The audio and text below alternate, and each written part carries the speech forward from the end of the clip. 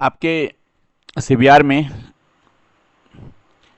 जो पेपर आपके होंगे प्रोफेंसी टेस्ट, उसमें एक सीपीटी भी का भी प्रोग्राम होगा। जब सीपी2 का होगा, आपके जो प्रोफेंसी टेस्ट हो रहे हैं उस प्रोफेंसी टेस्ट में सीपी2 और डीसीबीआर दोनों प्रोग्राम का प्रोफेंसी टेस्ट हो रहा है। सीपी2 में आपको जो जिस जिस डिसेबिलिटी में आपने जो स्पेशलाइजेशन किया है 6 मंथ का, उसके पेपर्स होने चाहिए, देना चाहिए उसे। और सीबीआर में कॉमन पेपर होते हैं, ये सबको पता है। इसमें से एक पढ़ना है विकासात्मक संबंधी विकलांगता। जहां भी क्वेश्चन आए कि डेवलपमेंटल डिजॉर्डर या डेवलपमेंटल दिव्यांगता क्या है, उसको आप बताएं, तो आप क्या करेंगे? तो आप उसमें बौद्धिक विकलांगता, मानसिक मंदता, ये जितने भी टर्म हैं सब एक ही हैं। इन टर्मों इनको बारे में आप लिखेंगे। आप देख रहे होंगे एक पिक्चर्स लगा है, ये एक डाउन सिंड्रोम का है, पिक्चर्स लगा हुआ है। डाउन सिंड्रोम गुणसूत्रीय विकृति होती है और मानसिक मंद होता है। हम लोग आगे बढ़ते हैं भारत के संबंध में। भारत में मानसिक मंदता के बजाय इंटेलेक्चुअल डिसेबिलिटी हमें आज, चूंकि टर्म आरपीडब्ल्यू एक्ट आया, उसमें इंटेलेक्चुअल डिसेबिलिटी से कर दिया गया और हम लोग इसी को यूज करते हैं, है ना। विश्व स्वास्थ्य संगठन 1992 में एक डिफिनेशन दिया था मंदबुद्धि के बारे में, कि जो मंदबुद्धि व्यक्ति होते हैं उनके अनुकूल व्यवहारों में क्षति पाया जाता है, ये सारी चीज़ें। इसके बाद पहले एएमआर था, American association of mental retardation, अब उसका नाम बदल के AAIDD हो गया, American association on intellectual and developmental disability हो गया इसका नाम। तो इसके अनुसार इंटेलेक्चुअल फंक्शनिंग और एडेप्टिव बिहेवियर दोनों में सीमाएं होती है, दोनों में बच्चे या व्यक्ति उसमें कम काम कर पाते हैं, या हमारे जो बौद्धिक क्षमता है, जो सोचने समझने की क्षमता है, जिससे आईक्यू के द्वारा मापते हैं, वह उनका समान व्यक्तियों से कम पाया जाता है। एवं अनुकूल व्यवहार, जो हम लोग सुबह से लेकर शाम तक जो व्यवहार करते हैं समाज में रहकर, उन व्यवहारों में उनकी कमी पाई जाती है ना। उसमें लिमिटेशंस पाए जाते हैं, जैसे जैसे उसमें है आरपीडब्ल्यू एक्ट 2016 में कहा गया है कि भारत में जो बौद्धिक विकलांगता को बौद्धिक कार्य पद्धति, बुद्धि, सीखना, पढ़ना, समस्या सुलझाना इत्यादि अनुकूल व्यवहार में जो नित्य प्रतिदिन का जो हमारी क्रियाकलाप है समाज में, उन सारी क्रियाकलापों में कमी पाया जाता है। आप यहाँ से देख के आराम से नोट कर लीजिएगा, आप इसको पढ़ लीजिएगा। अब कहता है क्या, परसेंटेज पूछा था पिछले बार भी, तो पूरे विश्व में भारत में इसकी परसेंटेज 1 से 3% है ना। और ये खासकर मानसिक मंदता की, तो ये पूछा था पिछले बार भी एग्जाम में, भारत में इसकी क्या है। तो सांख्यिकी के रिपोर्ट 2016 के अनुसार 1 से 3% के रूप में इसको काउंटिंग किया गया है, जो हमारे यहाँ है। अब है कि इसमें जो समस्याएं किन किन कारणों से इंटेलेक्चुअल डिसेबिलिटी होता है, तो पहला होता है गुणसूत्रीय विकृति के कारण, जिसमें डाउन सिंड्रोम होता है, फ्रेंजाइल एक्स सिंड्रोम होता है, प्रेडर विलियम सिंड्रोम होता है, क्लेनफेल्टम सिंड्रोम होता है, फिनाइलकेटोनुरिया होता है, हाइपोथायरायडिज्म होता है, टाइप 2 सेक्स डिजीज होता है। इन सारे डिजीज के बारे में आपको दिया हुआ है। जो जन्म के पहले ही ये कारण छिपे होते हैं, परिवार में छिपे होते हैं, इन कारणों के कारण गुणसूत्रीय विकृति होते हैं, इन कारणों के कारण ही बच्चे मंदबुद्धि हो जाते हैं। इसे हम बोलते हैं प्रीनेटल कारण। तो पूछा जाएगा कि कितने स्तर पे कारण होते हैं, किसी भी चीज का कितने स्तर पे कारण होते हैं, तो मानसिक मंदता के 3 स्तर पे कारण होते हैं। पहला कारण जो है, जिसको बोलते हैं प्रीनेटल काउजेज, ये प्रीनेटल काउजेज। प्रीनेटल काउजेज में गुणसूत्रीय विकृति, single gene disorder, other condition of genetic और इन्वायरमेंटल इन्फ्लुएंस, जिसमें से बहुत सारे रोग हैं। फर्स्ट ट्राइमेस्टर पेरीनेटल कारण होते हैं, पेरीनेटल कारण होता है जन्म के दौरान के कारण। तो थर्ड ट्राइमेस्टर लेट होना, उसके बाद गर्भावस्था के बच्चा का जन्म हो रहा है उस समय की कॉम्प्लिकेशंस, ये सारी चीज़ आ जाते हैं। इसके बाद होता है पोस्टनेटल, बच्चा का जन्म के बाद क्या होता है, ब्रेन में इन्फेक्शन हो गया, जापानीज इंसेफेलाइटिस होता है, हमारे यहाँ मेनिंजाइटिस बहुत होता है, हेड इंजरी हो गया, क्रोनिक हेड एक्सपोजर हो गया, सीवियर प्रोलॉन्ग बहुत दिन तक न्यूट्रिशन की कमी हो गया, ये सब कारणों से समानता मानसिक मंदा होते हैं। मानसिक मंदा के लिए हम लोग बुद्धि टेस्ट करते हैं। आपको यहाँ देखिए लिखा होगा ट्राइसोमी एक्सप्रेंजाइल सिंड्रोम। तो डाउन सिंड्रोम के कारण ट्राइसोमी डाउन सिंड्रोम का एक नाम है और होता है। आपकी बुद्धि लब्धि की बात आती है तो आईक्यू क्या है, पूछा गया था पिछले बार भी आईक्यू का फॉर्मूला। आईक्यू क्या है ये पूछा गया था, आईक्यू। तो इसमें होता है MA/CA गुने 100, ये होता है MA/CA गुने 100। ये फार्मूला है। मेंटल एज बटे क्रोनिकल एज, मतलब मानसिक आयु बटे वास्तविक आयु गुने 100। और इसे मापते कैसे हैं तो देखिएगा यहाँ लिखा है burn line social maturity scale द्वारा मापते हैं, है ना, VSMS द्वारा मापते हैं। क्योंकि और सामान्य व्यक्तियों का आईक्यू क्या होता है, 90 से 110 के बीच में होता है, एक सामान्य व्यक्ति का आईक्यू होता है। तो ये आपको ये पता होगा। और इसे मापते कैसे हैं, VSMS एक स्केल होता है, VSMS one line social maturity scale इसको बोलते हैं, आपको यहाँ पे लिखा हुआ है, ठीक है। तो इस स्केल के माध्यम से हम लोग इसको मेजर करते हैं, बुद्धि परीक्षण करते हैं, और उसके आधार पे भी हम प्राप्त करते हैं इनकी क्या क्षमताएं हैं। अब मेंटल रिटार्डेशन के टाइप्स क्या हैं तो देखिएगा, पहला माइल्ड होता है। जो माइल्ड मेंटल रिटार्डेशन होंगे उनके आईक्यू लेवल 50 से 70 के बीच में होगा। मतलब हम लोग बोल रहे थे कि हाँ, क्योंकि मेंटल रिटार्डेशन जो में हमारे 4 कैटेगरी बांटा गया है आईक्यू के आधार पे, बुद्धि लब्धि के आधार पे, जिसमें बांटा गया है कि माइल्ड होंगे, मॉडरेट होंगे, सीवियर होंगे और प्रोफाउंड होंगे। माइल्ड का होता है 70 से 50 के बीच में। तो आप बोलिएगा कि आप 90 बोले नॉर्मल, तो वो बॉर्डर लाइन होते हैं। 90 से 70 के बीच की जो होते हैं वो बॉर्डर लाइन होते हैं, हमारे नॉर्मल और मंदबुद्धि के बीच की कड़ी होते हैं। क्योंकि परिभाषा में कहा गया है सब एवरेज जनरल इंटेलेक्चुअल औसत समूह से कम। तो ये माइल्ड हो गया 70 से 50 के बीच में। ये क्या कर सकते हैं, ये सीख सकते हैं, सेल्फ हेल्प स्किल में अच्छा हो सकते हैं, अच्छा बोल सकते हैं, सेमी स्किल वर्क भी कर सकते हैं। इनको हम ट्रेंड करके पार्टिकुलर कौशल में और इनको इम्प्लॉय भी करा, कहीं एम्प्लॉयमेंट में भी डाल सकते हैं। दूसरा मॉडरेट होता है जिनका आईक्यू 50 से 35 होता है। ये सेल्फ हेल्प स्किल सीख सकते हैं, डोमेस्टिक कार्यों को कर सकते हैं, इनकी लिमिटेशन थोड़ा कम हो जाएगी।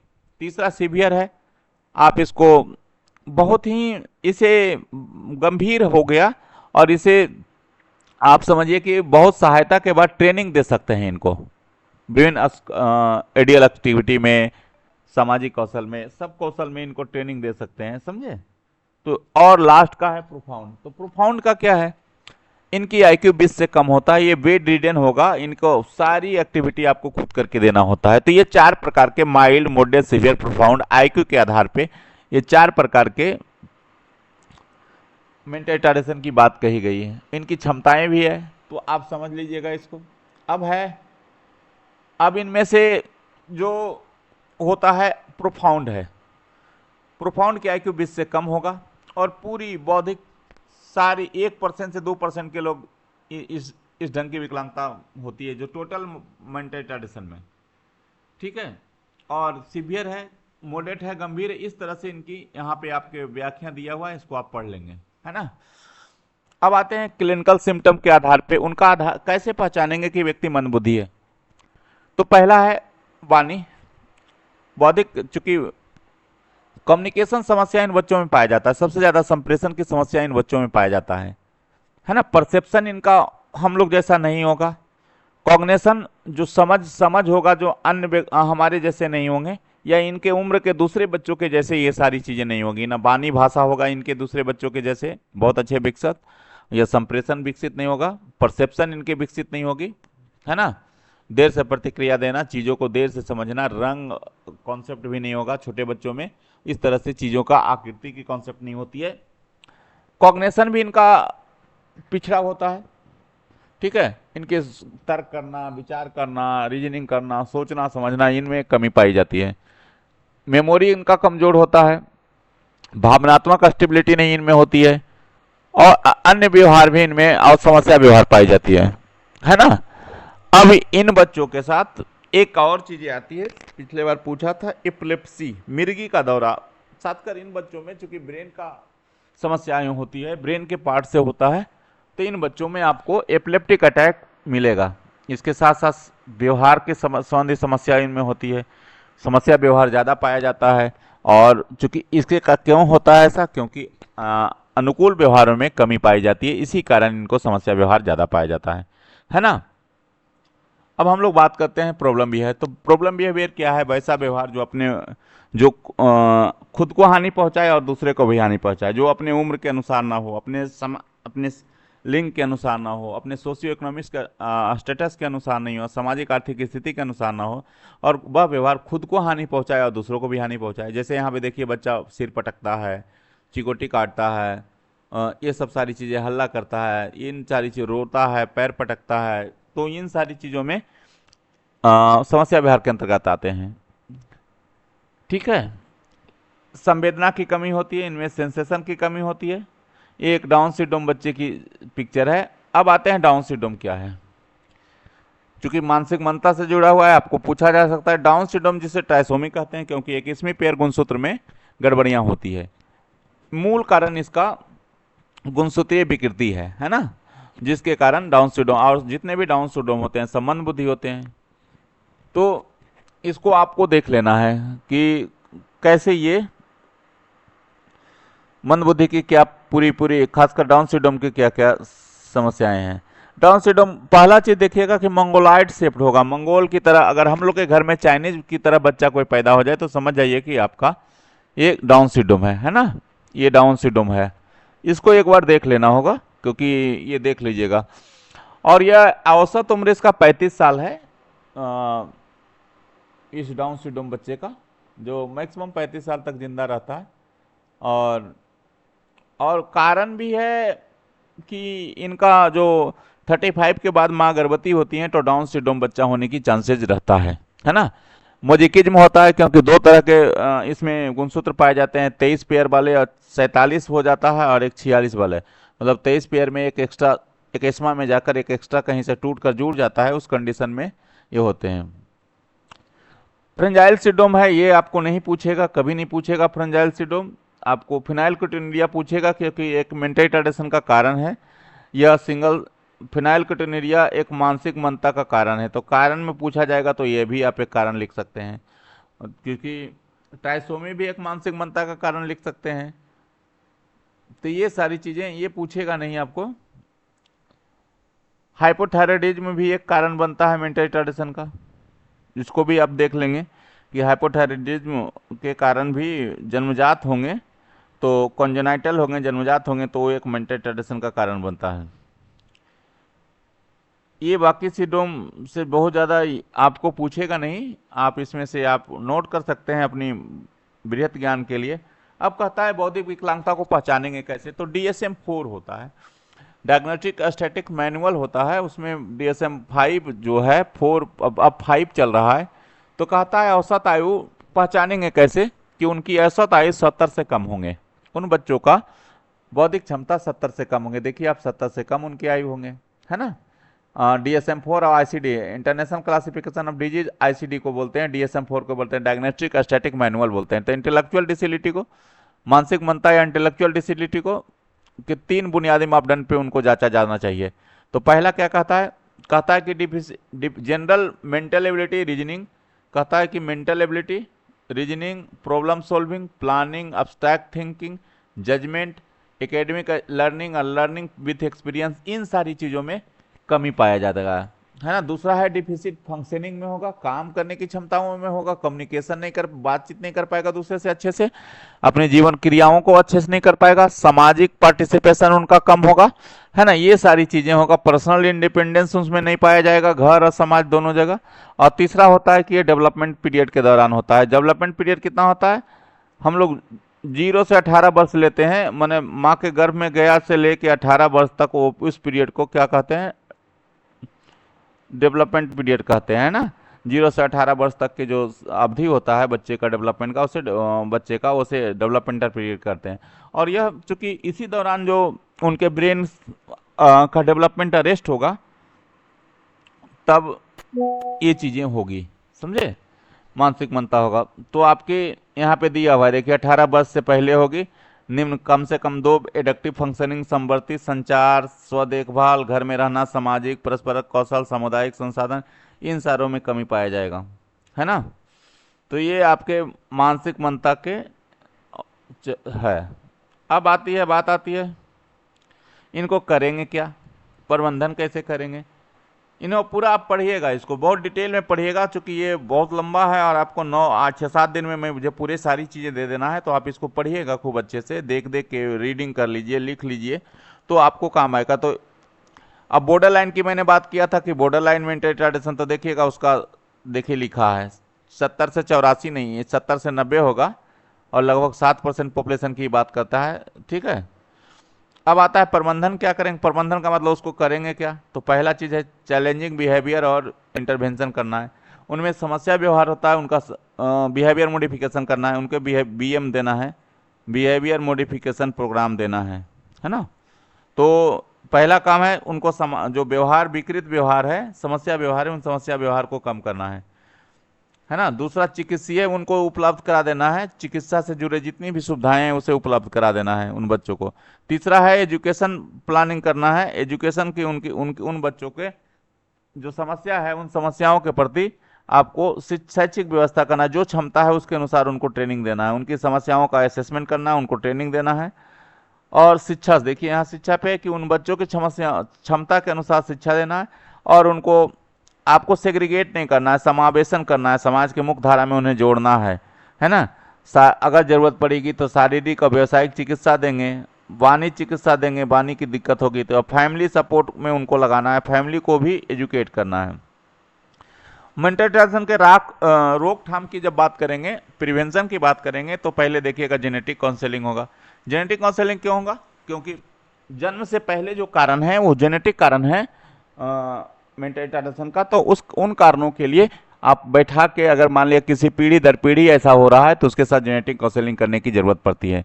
प्रीनेटल में 21 से 25 साल में माँ गर्भवती होती है तो कोई दिक्कत नहीं है, 21 से 35 साल में, 35 साल के बाद होते हैं तो दिक्कत होती है, प्रीनेटल काउज में बनता है, माँ का स्वास्थ्य, ये सारी चीज़ें।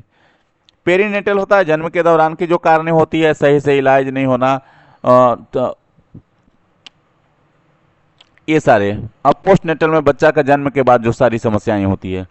प्राइमरी प्रिवेंशन में क्या होता है, जिनका प्रिवेंशन 3 तरह के होते हैं, प्राइमरी प्रिवेंशन, प्राथमिक रोकथाम, द्वितीयक रोकथाम जिसको सेकेंडरी रोकथाम भी कहते हैं, और तीसरा है जिसको टर्शरी रोकथाम कहते हैं, तृतीयक रोकथाम।